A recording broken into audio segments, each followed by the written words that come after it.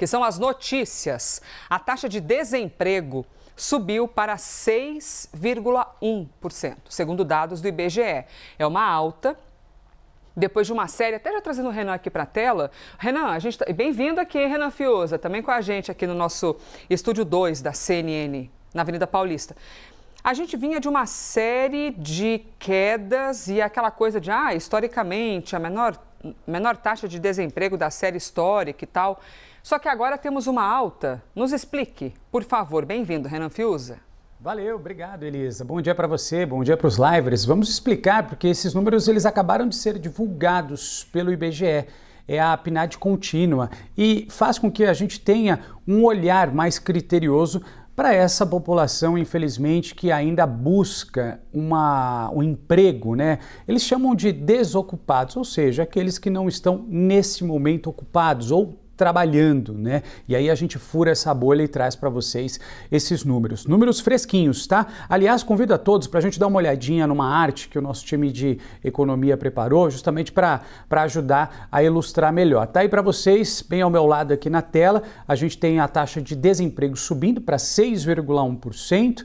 Há um ano atrás, quando a gente faz esse mesmo comparativo, tá aí para vocês, essa taxa era de 7%, ou seja, um ano atrás os números eram piores do que atualmente, né? Só que quando a gente compara somente com os 3 últimos meses, a gente tem essa elevação para 6,1%. Só que aí chama atenção, sobretudo, o rendimento recorde. Olha só, temos mais brasileiros chegando a um patamar que chega a R$ 3.722, ou seja, é o rendimento, eles fazem uma média, então o rendimento acabou subindo um pouco mais para aqueles brasileiros que estão empregados e eles chegam a ganhar nessa média que foi traçada pelo IBGE, R$ 3.722.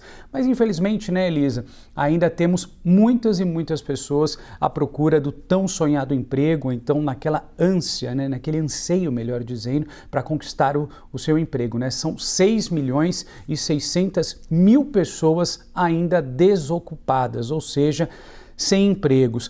O que chama atenção nesse recorte que a gente traz para vocês também, quando traduzimos em números, é que temos muita gente ainda empregada, né? E esse número ultrapassa os 100 milhões de brasileiros, isso formalmente, aqueles com carteira assinada, tá? Então a gente está falando de 102 milhões. Também apresenta um pequeno recuo quando a gente compara com o trimestre anterior, porque a cada 3 meses o PNAD contínua vai fazendo esse recorte. Então a gente teve um recuo leve, tá, de pessoas empregadas de carteira assinada, 1%, isso significa em meio a esse universo de 100 milhões de pessoas, 1 milhão de pessoas que acabaram deixando, né, o trabalho. E aí me chama a atenção, eu quero dividir e compartilhar com vocês, um olhar que esse recorte nos traz, né, de alguns postos de trabalho que passaram a deixar de ser ocupados por essas pessoas. E aí a gente está falando da administração, áreas da administração pública, serviços domésticos e comércio. Todos esses com carteira assinada, tá? Faço essa ressalva. E aí a gente tem, frente ao trimestre anterior, um recuo, né? Então a gente não tem as pessoas entrando ou ingressando nesses setores, assinando a sua carteira para trabalhar no comércio, para trabalhar ali com alguns tipos de serviços domésticos ou até mesmo na administração pública. Obviamente, a gente foi ouvir especialistas para entender qual o motivo, o que está acontecendo. Primeiro ponto que foi apresentado por uma analista, né, frente a esse cenário que a gente traz com relação ao comércio, é que o comércio ele deu uma freada.